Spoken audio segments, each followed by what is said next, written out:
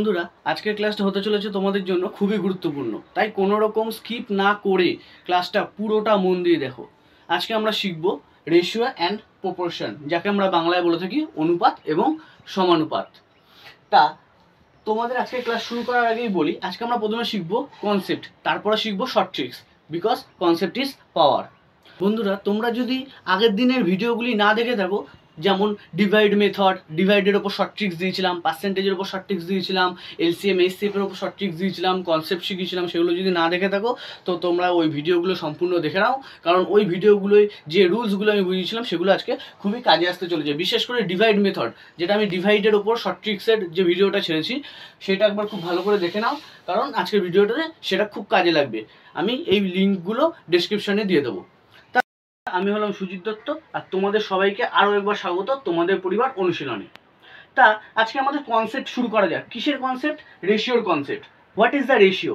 Ratio কি? বাংলায় রেশিওকে বলে অনুপাত।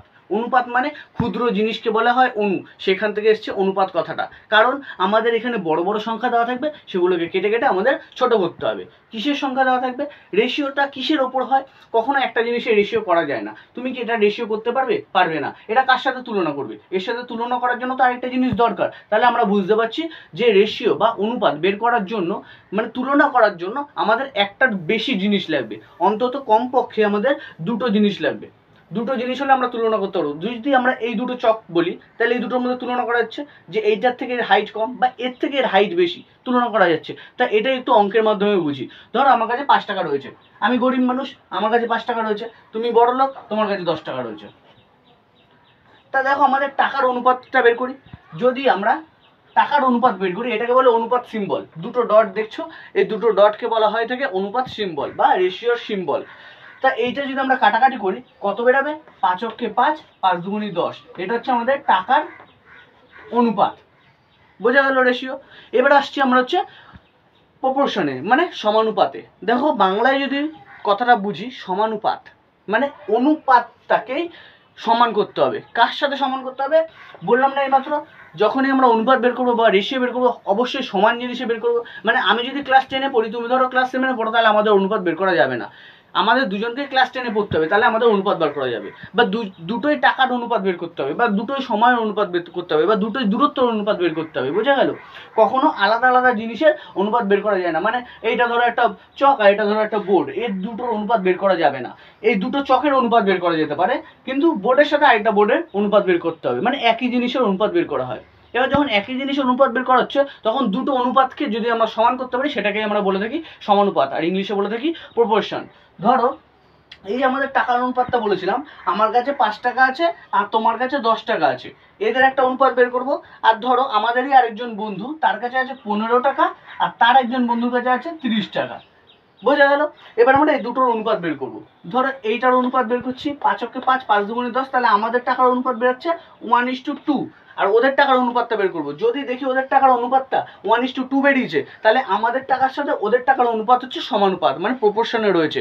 আর যদি আলাদা বেরোয়, তাহলে প্রপোর্শনে নেই। কাটাকাটি করে দেখি, 15 কে 15, 15 দুগুণে 30, তাহলে দেখো এটাও 1:2 বেরাচ্ছে। তার মানে আমাদের টাকার সাথে ওদের টাকার অনুপাতটা সমানুপাতে রয়েছে। এই যে আমাদের টাকার অনুপাত, এই যে ওদের টাকার অনুপাত। কিন্তু দেখো আমাদের কাছে কিন্তু টাকা ওদের থেকে কম ছিল। আমার কাছে ছিল 5 টাকা, তোমার কাছে ছিল 10 টাকা। আর আমাদের বন্ধুদের কাছে ছিল কত? একজনের কাছে ছিল 15 টাকা, আরেকজনের কাছে ছিল 30 টাকা। তার মানে যখন কোনো সংখ্যা বড় ছোট হবে, এটা একটা ছোট সংখ্যা, এটা একটা বড় সংখ্যা, এদের উপর ভ্যারি করে না অনুপাত বা সমানুপাত। অনুপাত বা সমানুপাত ভ্যারি করে তাদের ক্ষুদ্রাতি ক্ষুদ্র অংশের উপরে, তাদেরকে কেটে কত আসছে। দেখো আমাদের 5 আর 10কে কেটে 1:2 বেরিয়েছে, আর ওদের 15 আর 30কে কেটে 1:2 বেরিয়েছে। তাহলে এদের দুজনের অনুপাত সমান। অর্থাৎ আমরা এটা বলতে পারি যে 5:10 = 15:30, এটা সমানুপাতে রয়েছে। তার সমানুপাত চিহ্নটা কিরকম হবে একটু বুঝে নিই। সমানুপাত চিহ্ন হয়, অনুপাত চিহ্ন কিরকম হয়? অনুপাত চিহ্ন হয় দুটো ডট, সমানুপাত চিহ্ন হয় 4টে ডট। কি বললাম? অনুপাত চিহ্ন হয় দুটো ডট, সমানুপাত চিহ্ন হয় 4টে ডট। তাহলে আমাদের 5:10 ছিল, আর ওদের ছিল 15:30।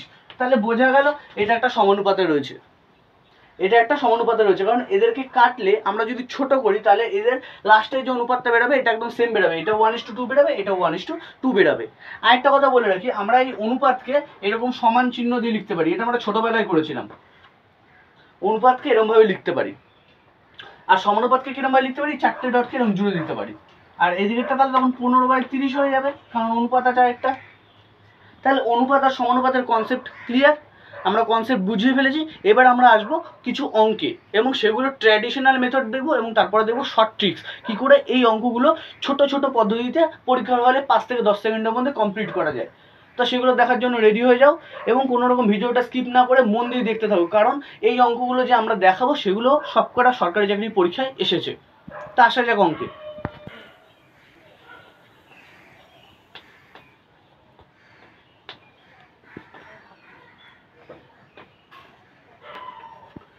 দেখো বন্ধুরা, আমাদের ফার্স্ট অঙ্কটা দেখো কি লেখা রয়েছে, if a is to b equal to 6:7 এবং b is to c equal to 8:9, then a is to b is to c কত। মানে আমাদের a is to b এর একটা অনুপাত দিয়ে দিয়েছে আর b is to c এর আরেকটা অনুপাত দিয়ে দিয়েছে এবং আমাদের কি বের করতে বলেছে, a is to b is to c কত বেরাতে হবে। তা এই ধরনের অঙ্কগুলো আমরা নর্মালি পুলিশের পরীক্ষায়, ক্লার্কশিপের পরীক্ষায়, এইসব পরীক্ষায় দেখতে পাই। তা অঙ্কটা ভালো করে দেখবে, অঙ্কটার টাইপ একই থাকে, জাস্ট সংখ্যাগুলো চেঞ্জ করে দেয়। আমরা কিরমভাবে করবো অঙ্কটা দেখো। আমরা এই অঙ্কটা দুটো পদ্ধতিতে করবো, একটা হচ্ছে ট্রিক 1 আর একটা হচ্ছে ট্রিক 2। আমরা আজকে যে কটা অঙ্ক করবো সবকটাকে আমি দুটো করে ট্রিক দেখাবো, যেটা তোমাদের পছন্দ হবে সেটাই করবে। তা দেখো, তার মধ্যে একটা থাকবে ট্র্যাডিশনাল মেথড আর একটা থাকবে শর্ট ট্রিক্স, তোমাদের বোঝার সুবিধার্থের জন্য। প্রথমে আমরা ট্রিক 1 দেখি কি করবো। দেখো a is to b বলে দিচ্ছে 6:7, আমরা কিরকম ভাবে সাজিয়ে লিখবো ভালো করে দেখো। এখানে লিখবো a, এখানে লিখবো b, a is to b দিয়েছে প্রথমে, তারপরে কি দিয়েছে, b is to c দিয়েছে। দেখো দুটো b আছে না, তাহলে আমরা b এর তলায় আরেকটা b লিখবো, তারপর লিখবো c। তাহলে এবার আমরা এভাবে সংখ্যাগুলো সাজাবো। এর মান কত আছে 6, b এর মান কত আছে প্রথমে 7, দ্বিতীয় ক্ষেত্রে b এর মান কত আছে 8 আর c এর মান কত আছে 9। আমাদের সাজানো কমপ্লিট। এবার আমাদের জাস্ট ছোটবেলাকার মতো গুণ করতে হবে। কিরম ভাবে গুণটা করব, যেরকম ছোটবেলায় করতাম মনে এটা দিয়ে প্রথমে দুটোকে তারপর এটা দিয়ে দুটোকে, একদম না। গুণটার প্রসেসটা হবে ঠিক এইরকম, ভালো করে দেখে নাও। প্রথমে আমরা এইভাবে গুণ করব, তারপর আমরা সোজা গুণ করব, তারপর আমরা এইভাবে গুণ করব। আমরা ছোটবেলায় গুণ কিরমভাবে করতাম, পিছন দিক দিয়ে করতাম। আমরা এই গুণ পিছন দিক দিয়েও করতে পারি, সামনের দিক দিয়েও করতে পারি, কোনো অসুবিধা নেই। গুণটার প্রসেস হবে এরকম, এই এই এই, মানে একটু বেঁকানো দয়ের মতো। আমরা ছোটবেলায় দ শিখেছিলাম না, অ ক খ দ, ওই দটাকে আমি একটু শুইয়ে দিয়েছি। কিরমভাবে দেখে নাও, এখানটা দেখাচ্ছি। প্রথমে এটার সাথে এটা গুণ করব, তারপরে এটার সাথে এটা গুণ করব, তারপরে এটার সাথে এটা গুণ করব। বোঝা গেল? তো গুণটা করি। 7 9 63। আমি কি বলেছি, তোমরা পিছন দিয়েও গুণ করতে পারো, সামনে দিয়েও গুণ করতে পারো, আবার মাঝখান দিয়েও শুরু করতে পারো, কোনো অসুবিধা নেই। 6 8 48, দুটো সংখ্যা বেরিয়ে গেল। এবার সিধা গুণটা বাকি, 7 8 56। তাহলে দেখো 6 8 48, 7 8 56, 7 9 63। এবার মাঝখানে ইস্টু চিহ্ন দিয়ে দেবো, মানে অনুপাত চিহ্ন দিয়ে দেবো। এটাই আমাদের বেরিয়ে গেল a is to b is to c। এটাই আমাদের বেরিয়ে গেল a is to b is to c। এটাকে কি আর কাটাকাটি করা যাচ্ছে কোনো সংখ্যা দিয়ে? দেখো তো, আমরা যদি এটাকে কাটি 6 দিয়ে, এই দুটোকে 6 দিয়ে কাটা যায় না। আমরা যদি এটাকে 7 দিয়ে কাটি, এই দুটোকে, এটাকে 7 দিয়ে কাটা যায় না। এটাকে যদি আমরা 9 দিয়ে কাটি, এই দুটোকে কাটা যায় না। এটাকে যদি আমরা 8 দিয়ে কাটি, এই দুটোকে, এটাকে কাটা যায় না। তাহলে এমন কোনো সংখ্যা নেই যেটা দিয়ে 3টাকেই কাটা যায়। তাই এটাকে আমরা এর থেকে ছোট করতে পারবো না। তাহলে এটাই আমাদের সবথেকে ক্ষুদ্র অংশ, এটাই আমাদের অনুপাত। এটা হলো প্রথম ট্রিক্স। এটা যদি কারোর কঠিন মনে হয়, আরো সহজভাবে দেখাচ্ছি। দেখো আমরা কি করেছিলাম, এ বি বি সি এরকম ভাবে সাজিয়েছিলাম, তো ঠিক ওরকম ভাবে সাজাবো, সেম টু সেম ওরকম ভাবে প্রথমে সাজিয়ে নেবো। দেখো এই যে দেখো, এর জায়গায় এর মান বসিয়েছি 6, এখানেও বসাবো। বি এর জায়গায় বি এর মান বসিয়েছি 7। এই মানগুলো কোথা থেকে নিয়েছিলাম, অঙ্কের থেকে। দেখো প্রথমে a is to b রয়েছে 6 7, a is to b 6 7, তারপরে b is to c 8 9, B এর তলায় বি বসাবো 8 9। এবার আমরা গুণ করবো, কিন্তু গুণটাকে একটু সহজ করে নেবো। আগে আমরা বেঁকানো গুণ করেছিলাম, এবার আমরা সোজা সোজা গুণ করবো। তুমি বলবে এই সোজা কিছু নাই, এই সোজা কিছু নাই, তাহলে গুণটা কার সাথে করবো? আমরা কি করবো, এই ফাঁকা জায়গাগুলো ফিল আপ করে নেবো। কাকে দিয়ে ফিল আপ করবো? প্রতিবেশীকে দিয়ে ফিল আপ করবো। আমাদের বাড়ির পাশে যারা থাকে তারা আমাদের প্রতিবেশী। তাহলে দেখো এই ফাঁকা জায়গার পাশে কে আছে, 7 আছে, তাহলে আমরা এই ফাঁকা জায়গাতেও 7 বসিয়ে দেবো। এটা হচ্ছে এর প্রতিবেশী, ফিল আপ করে দিলাম। আবার এই 8-এর প্রতিবেশীকে এ ফাঁকা জায়গা, তাহলে 8-এরটা ফাঁকা জায়গায় পূরণ হয়ে যাবে। তাহলে বোঝা গেল আমরা প্রতিবেশীকে দিয়ে ফিল আপ করে দিলাম। এবার হচ্ছে আমাদের নর্মাল সিধা সিধা গুণ করে দিলেই বেরিয়ে যাবে a is to b is to c। দেখো 6 7 9 63, 7 8 56, 6 8 48। এবার মাঝখানে ইস্টু চিহ্ন দিয়ে দাও, এটাই আমাদের বেরিয়ে গেল A:B:C। বোঝা গেল? তাহলে দুটো পদ্ধতিতে শেখালাম, যার যেটা সুবিধা মনে হবে, যার যেটা সহজ মনে হবে তারা সেটা পরীক্ষায় করে আসবে। কোনো অসুবিধা নেই, ক্লিয়ার? কারোর যদি কোনো অসুবিধা থাকে তারা আমাকে কমেন্টে জানাও, আমি তাদের সমস্যার সমাধান করার চেষ্টা করব। আসা যাক আজকে দ্বিতীয় অঙ্কে।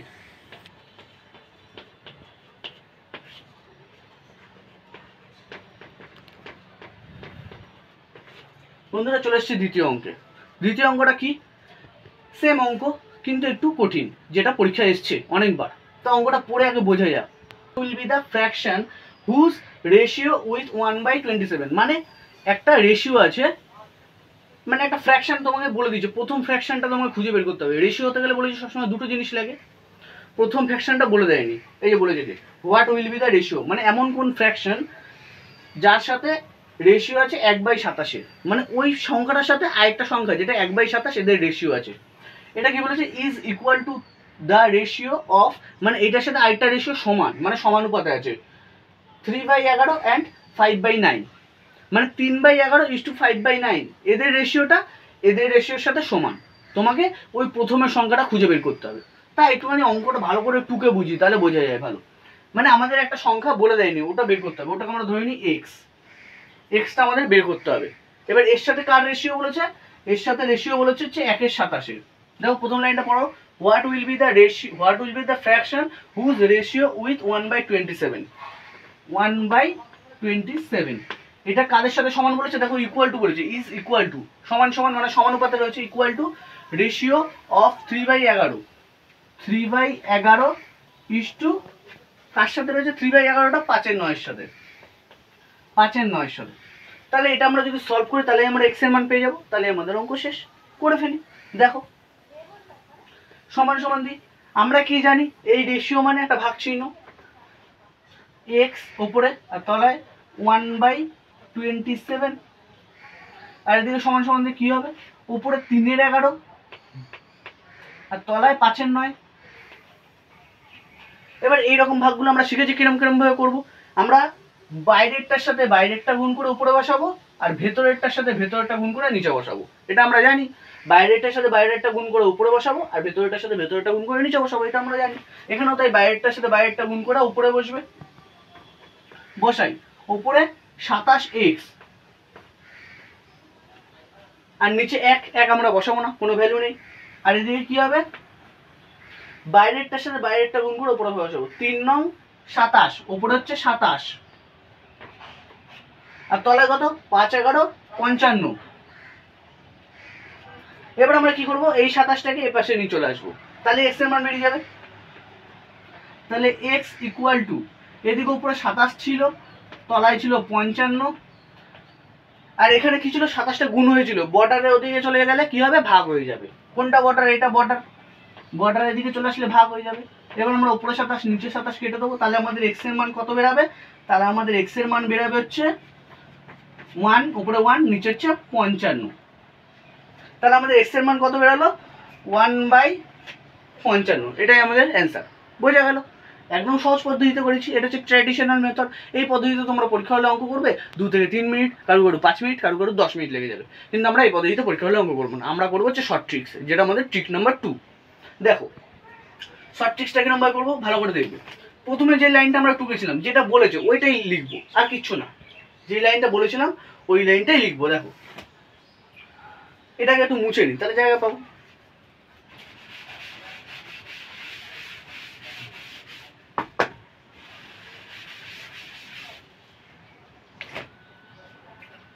দেখো ট্রিক 2।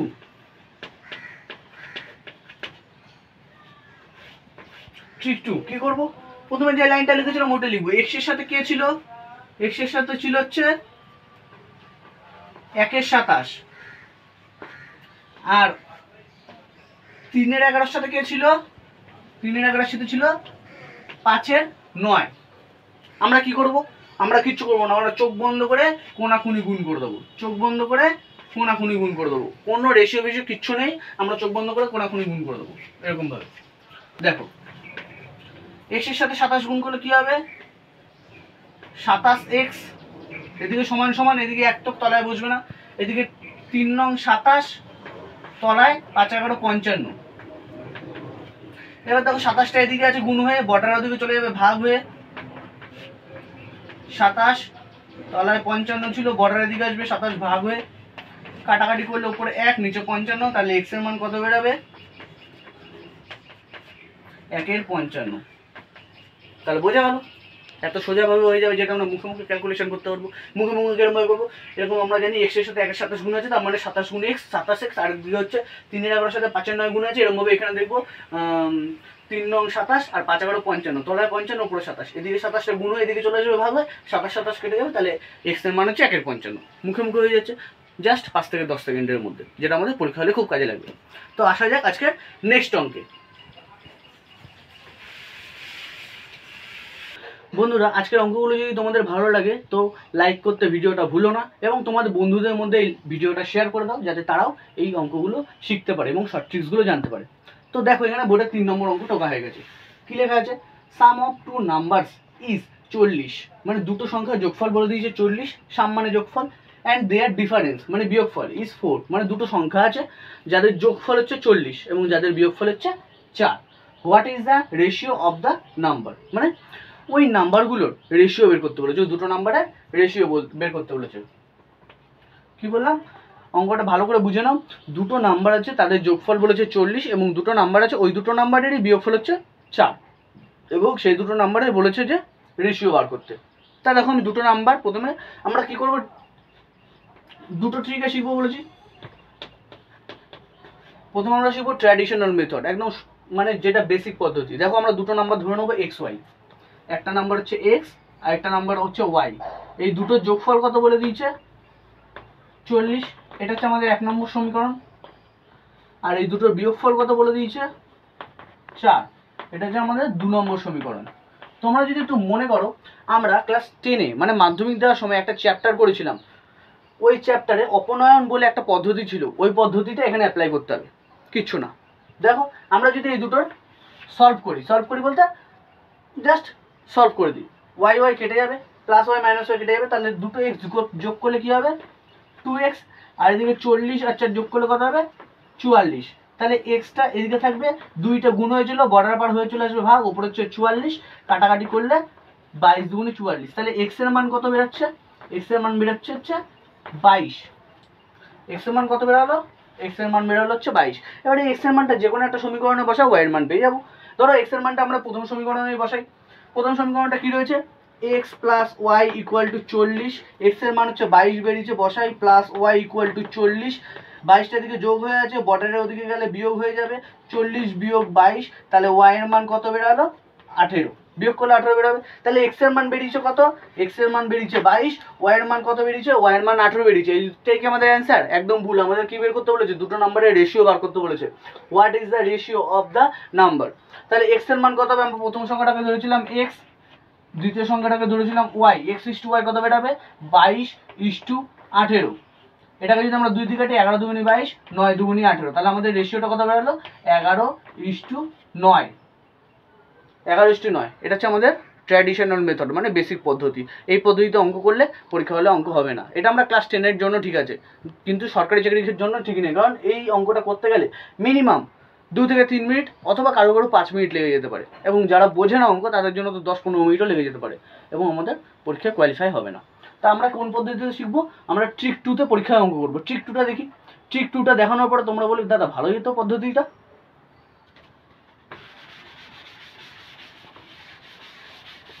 দেখো দেখো ট্রিক 2,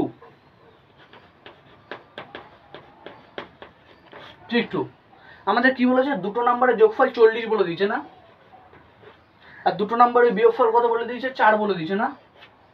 আমরা কি করব? এই দুটো নাম্বারই, যেই দুটো নাম্বার দিয়ে দিয়েছে আমাদের, এই দুটোকে একবার যোগ করবো, একবার বিয়োগ করবো, হয়ে যাবে 40 যোগ 4 ইস টু 40 বিয়োগ 4, 40 যোগ 4 একবার, 40 বিয়োগ 4, 40 যোগ 4 করলে কত হবে? 40 যোগ 4 করলে হবে 44, ইস টু দিয়ে 40 বিয়োগ 4 করলে কত হবে? 36। এবার এটা কাটাকাটি করবো, 4 11 44, 4 9 36, তাহলে কত বেরোবে? 11 ইস টু 9। আমাদের কোনো সমীকরণের দরকার নেই, জাস্ট অ্যান্সার বেরিয়ে চলে আসবে। তাহলে শর্ট ট্রিক্সটা আরেকবার বুঝিয়ে দিই। একবার করবো 40 যোগ 4, কারণ বলে দিয়েছে দুটো নম্বরের যোগফল 40 আর বিয়োগফল 4। আরেকবার করবো 40 বিয়োগ 4, একবার যোগফল একবার বিয়োগফল, যোগফল করলে 44 আর বিয়োগফল করলে 36, 4 দিয়ে কাটাকাটি করলে অ্যান্সার আমাদের বেরিয়ে চলে আসবে। তা বন্ধুরা, আজকের ভিডিওটা তোমরা পুরোটা দেখেছো হয়তো, এবং পুরো ভিডিওটা যদি তোমাদের ভালো লাগে এবং আমার শর্ট ট্রিক্সগুলো যদি তোমাদের পরীক্ষায় কাজে লাগে, তাহলে ভিডিওটা লাইক কমেন্ট শেয়ার করতে ভুলো না, এবং দেখা হচ্ছে পরের দিন।